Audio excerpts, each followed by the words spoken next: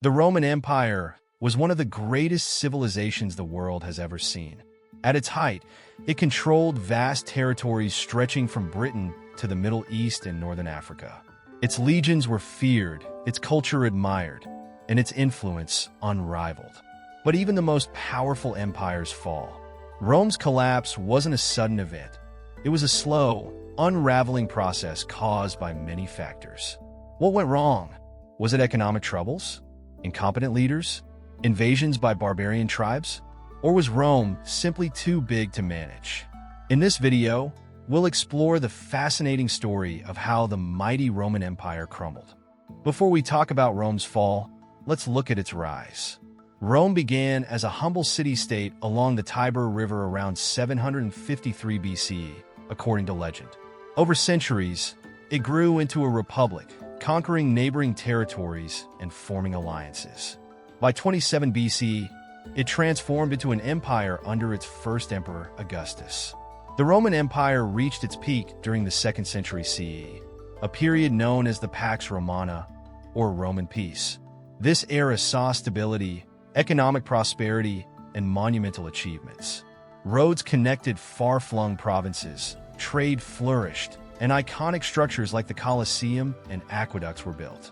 Rome's power seemed unstoppable, but its success planted the seeds of its downfall. Managing such a vast empire stretched its resources thin, and internal issues began to emerge even during its golden age. One of the first major cracks in Rome's foundation was its economy. Maintaining an empire as large as Rome required enormous resources, money to fund its massive armies, public works, and administrative costs. To address these demands, Roman emperors began debasing their currency. Coins were minted with less and less precious metal, leading to inflation. Prices soared, and the value of Roman money plummeted. This hurt the common people the most, as their savings lost value and basic goods became unaffordable. At the same time, heavy taxation drained the wealth of farmers and small landowners. Many couldn't keep up, abandoning their lands or falling into debt slavery. With fewer people producing food and paying taxes, the economy spiraled further into decline. Rome's economy, once the backbone of its strength, became one of its greatest weaknesses. Another factor in Rome's decline was political corruption and weak leadership. In its later years, the Roman Empire became a revolving door of emperors. Many gained power through bribery, military coups, or outright assassination. Between 235 and 284 CE, a period known as the crisis of the 3rd century, Rome had over 20 emperors in just 50 years, most of whom ruled for only a few years before being overthrown or killed. This constant instability made it nearly impossible for the empire to address its problems. Meanwhile, the Senate, once the heart of Roman politics, had lost much of its power. Decisions were increasingly made by emperors or their corrupt advisors. Instead of focusing on the empire's welfare, many leaders were more concerned with consolidating their power and enriching themselves. Without strong, stable governance, Rome's ability to respond to crises eroded. In 285 CE, Emperor Diocletian faced a massive challenge. The Roman Empire had become too large and unwieldy to manage. His solution was to divide it into two halves. The Western Roman Empire, ruled from Rome, included Europe and parts of North Africa. The Eastern Roman Empire, ruled from Constantinople, covered the wealthier eastern provinces. Initially, this seemed like a smart move. The Eastern Empire, with its thriving trade networks and strong cities, flourished. But the Western Empire struggled. It lacked the economic resources and military strength of its eastern counterpart. The division also created tensions between the two halves. Instead of working together, they often competed for resources and power. Over time, the Western Roman Empire became increasingly isolated and vulnerable to external threats. The Western Roman Empire's weakened state made it a prime target for invasion. For centuries, Rome's borders were defended by its powerful legions. But by the 4th and 5th centuries, these defenses had eroded. Various barbarian tribes began pressing against Rome's borders. The Visigoths, fleeing the Huns, sought refuge within the empire, but later turned on their hosts.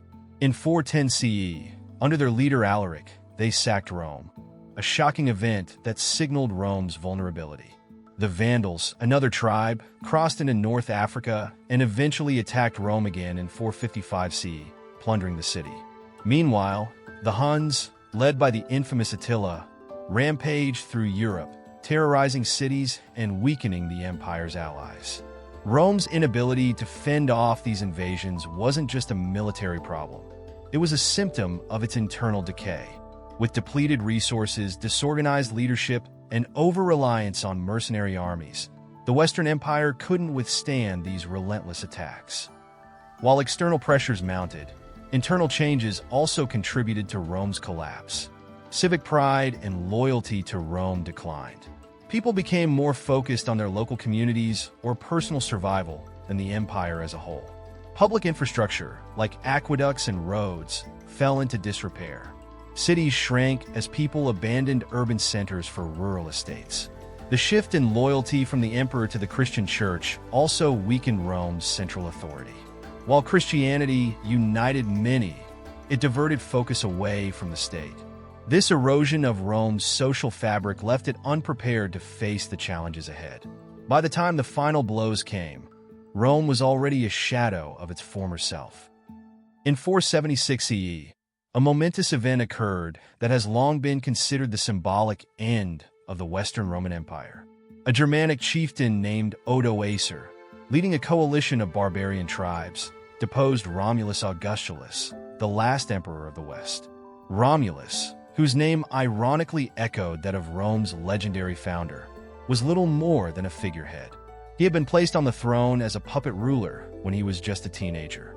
Odoacer did not claim the title of emperor himself, recognizing that the Roman imperial system in the West was no longer tenable.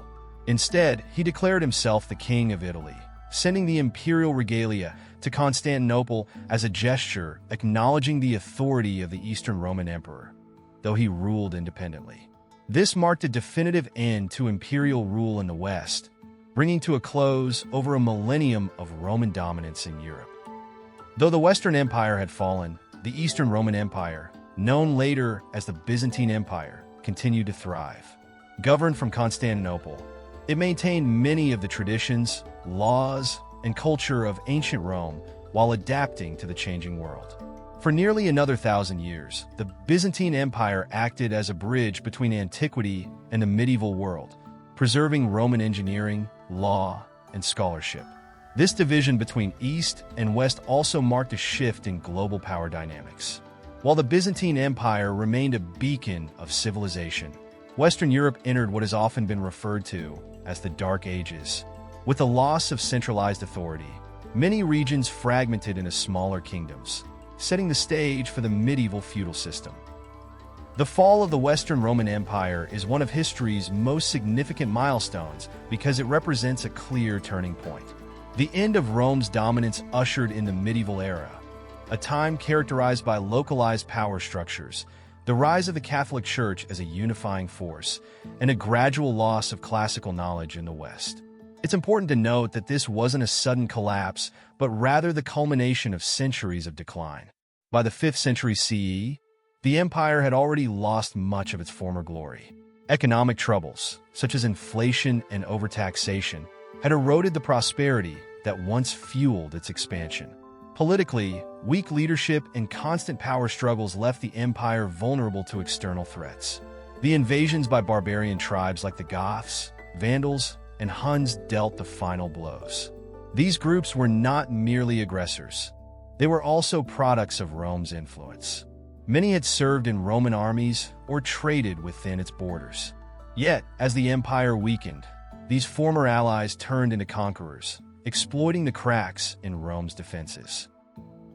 The fall of the Western Roman Empire was not the complete end of Roman influence. Much of Roman culture, including its legal principles, architecture, and language, survived and became the foundation for modern European civilization. Latin evolved into the Romance languages. Roman law influenced legal systems worldwide, and Roman engineering achievements, like aqueducts and roads, remained in use for centuries. In hindsight, the fall of the Western Roman Empire reminds us of the impermanence of even the greatest powers. It wasn't a singular cataclysmic event, but a series of gradual changes, each weakening the empire piece by piece until it could no longer sustain itself. Rome's collapse stands as a cautionary tale about the dangers of overextension, mismanagement, and failing to adapt to change. At the same time, it's a testament to the enduring legacy of a civilization that shaped the world as we know it today. Rome's fall is a story of resilience, hubris, and inevitable change. It reminds us that no matter how powerful, all empires are subject to the forces of history. But while the Roman Empire fell, its legacy lives on in our laws, architecture, and culture. Thanks for watching. Don't forget to like, subscribe, and share your thoughts in the comments. What do you think was the biggest reason for Rome's fall?